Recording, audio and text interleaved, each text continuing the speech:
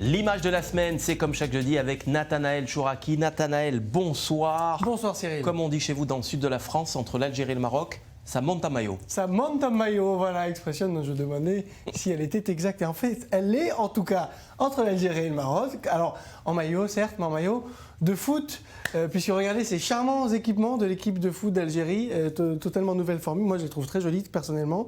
Qu'est-ce que vous en pensez? Ils sont très beaux, ils sont très bien, hein, ils sont jolis. Eh bien, non. En tout cas, officiellement pour le Maroc, ils ne sont pas jolis parce qu'ils sont, dit-il, à nous, le ministère marocain de la Culture, a sommé Adidas, qui a fait ces jolis maillots, de retirer cette collection. Pourquoi? Eh bien, parce que le Maroc accuse l'Algérie de s'être indûment approprié des symboles nationaux. Quel symbole, de quoi parle-t-on? Eh bien, on parle du zélige, vous savez, cette très jolie porcelaine marocaine également. On voit très clairement le zélige sur les maillots. On voit plutôt, oui, sans doute, oui, oui, il y a de ça, il y a une inspiration en tout cas. Donc c'est très caractéristique de l'art décoratif marocain, c'est certain. Mais l'avocat du ministère de la culture marocain a dénoncé une appropriation culturelle. On se souvient évidemment que les relations ne sont pas très bonnes entre les deux pays.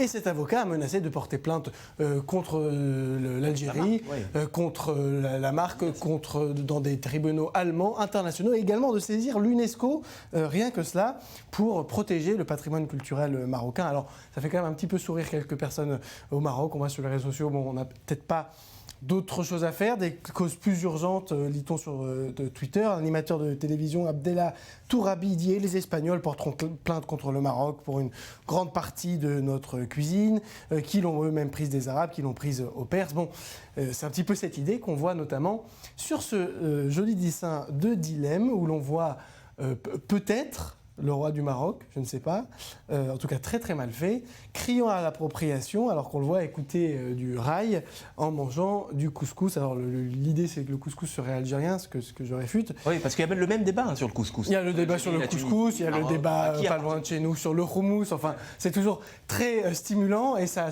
génère beaucoup de belles choses. Alors il y a toujours cette tension entre création artistique et appropriation culturelle, même lorsque ça se passe entre un ancien État colonisé et un ancien État colonisateur, où effectivement il y a un rapport de pouvoir qui peut être très gênant, c'est difficile à voir, mais alors, en l'occurrence entre des États souverains et égaux, c'est quand même, faut pas exagérer.